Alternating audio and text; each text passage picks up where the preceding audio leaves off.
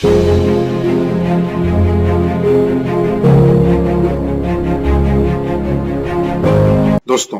आज हम लोग एक बहुत इंपॉर्टेंट टॉपिक पे चर्चा करेंगे, बिजनेस ओनर्स स्किल्स। देखिए, कंपनी जब ग्रो करती है तो कंपनी डेफिनेटली एम्प्लॉइज के परफॉर्मेंस के बेस पे ग्रो करती है। कंपनी का ग्रो करती है, उसका प्रोडक्ट कैसा है, उसकी सर्विस कैसी है, उसकी सेल्स कैसी है, उसकी मार्केटिंग कैसी है, वो कस्टमर सपोर्ट कितना अच्छा देते हैं, कस्टमर एक्सपीरियंस कैसा है। ये सारी चीजें बहुत इंपॉर्टेंट हैं, लेकिन इसके साथ साथ एक चीज और इम्पॉर्टेंट है जो कि बिजनेस ओनर जो है वो काफी ध्यान नहीं देते हैं और इसमें समय नहीं लगाते हैं। मेरा ये अपना मानना है कि जो इंडिया में बिजनेस ओनर्स हैं, स्पेशली एमएसएमई बिजनेस ओनर्स हैं, उनका बिजनेस एक्यूमेंट बहुत स्ट्रांग है और वो बहुत ही समझदार, बहुत ही इंटेलिजेंट लोग हैं। लेकिन थोड़ा सा इंटेलिजेंस एक चीज होती है और skill development is a different thing. तो अगर मैं कुछ स्किल्स के बारे में बताऊंगा, कुछ कौशल के बारे में बताऊंगा, और अगर वो सारी स्किल्स हमारे बिजनेस ओनर उनको डेवलप कर लें तो वो एक अपनी बहुत अच्छी और बहुत बड़ी कंपनी का निर्माण कर सकते हैं। सबसे पहली चीज तो ये है कि विलिंगनेस टू लर्न। मेरा बिजनेस ओनर से ये कहना है कि आप ये मत सोचिए आपको सब कुछ पता है, आप लर्न करते रहिए। आपको मार्केट इंफॉर्मेशन जाननी है। जब आप कस्टमर के पास जा रहे होते हैं तो आपके पास पूरा इंफॉर्मेशन बैंक होना चाहिए कि एनवायरनमेंट में क्या हो रहा है, इकोनॉमी कैसे इफेक्ट कर रही है। तो जब आप कस्टमर के पास बैठेंगे और इस तरह के डिस्कशन करेंगे तो कस्टमर को इंटरेस्ट आएगा और वो आपसे और चीजें सुनना चाहेगा। अ, दूसरी चीज ये है कि हम बिजनेस ओनर होते हैं तो हम ये we do take things granted कि हमारे एम्प्लॉई हैं, उनको तो मुझे सुनना ही है। ठीक है, वो आपके एम्प्लॉई है, वो आपकी सुनेंगे।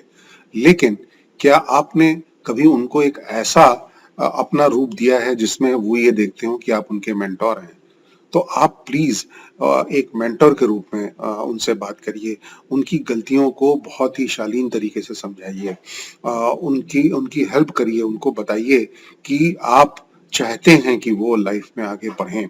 और जब अगर वो ये चीज सोचेंगे कि हाँ, मेरे कंपनी के बिजनेस ओनर, मेरे मालिक मेरा भला चाहते हैं, तो वो बिल्कुल 100% क्या 110% रह के वो कंपनी में काम करेंगे। दूसरी जो एक इम्पॉर्टेंट बात है वो ये है कि एबिलिटी टू लिसन। हम क्या करते हैं कि हम जब हमारे पास एम्प्लॉई आता है तो हम उसकी बात सुनना नहीं चाहते हैं, हम वही बोलना चाहते हैं जो हम सुनना चाहते हैं।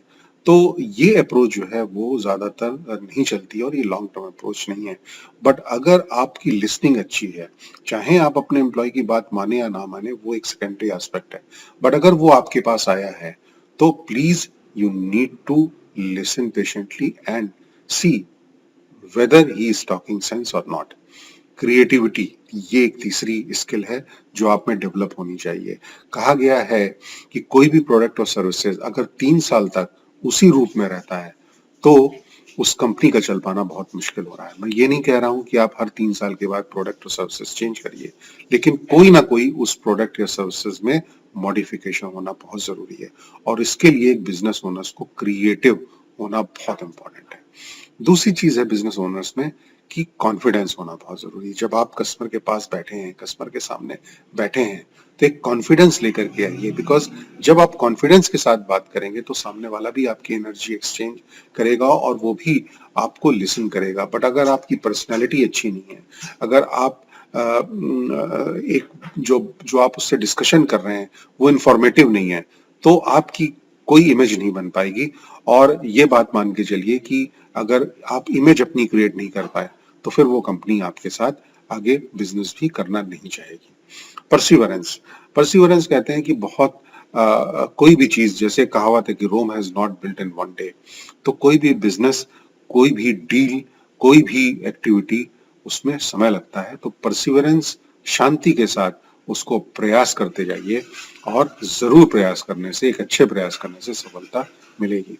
You need to have courage to take the risk. देखिए, एक बिजनेस ओनर को रिस्क टेकिंग टेकर जरूर होना चाहिए। मैं ये नहीं कह रहा हूं कि आप विदाउट कैलकुलेशन करिए, it has to be calculative risk, but definitely एक रिस्क टेकर होना चाहिए। Because no risk no gain.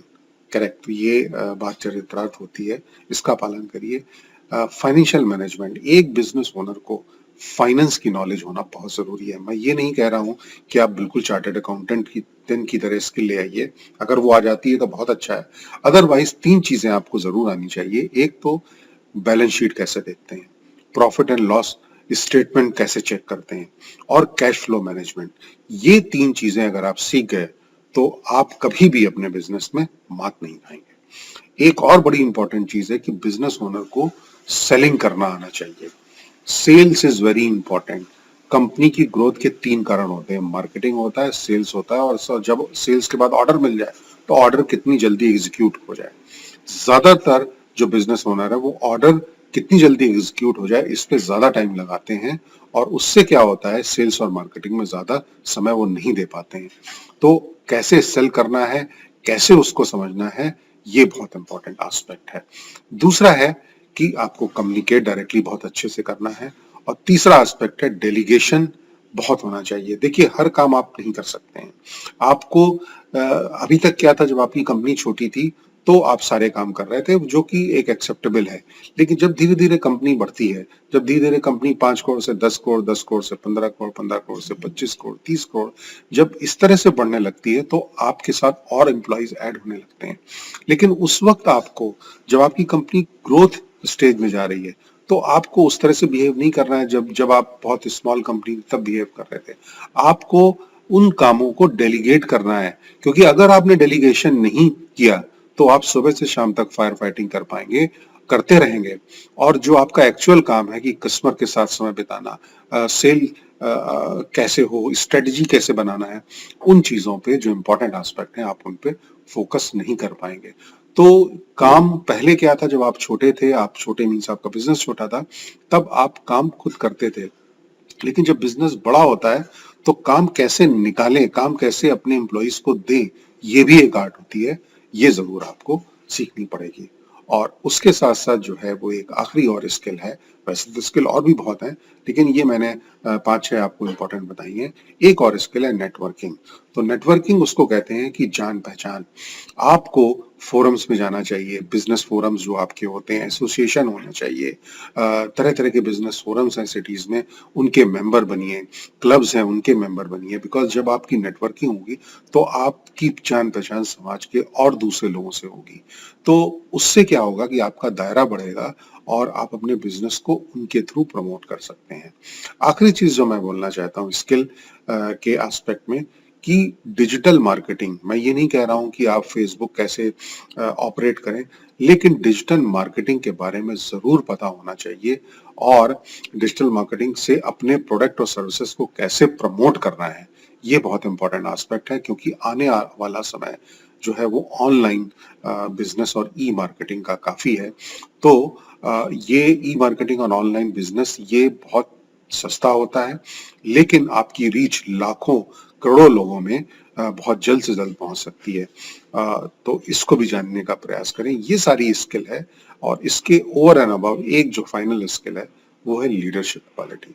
तो लीडरशिप क्वालिटी में क्या आता है, आप you have to be a visionary, right. आपको अपने कंपनी का विजन, अपनी कंपनी का मिशन, उसकी वैल्यूज बहुत इंपॉर्टेंट होती हैं, उनको अपने एम्प्लॉयज को कम्युनिकेट करिए।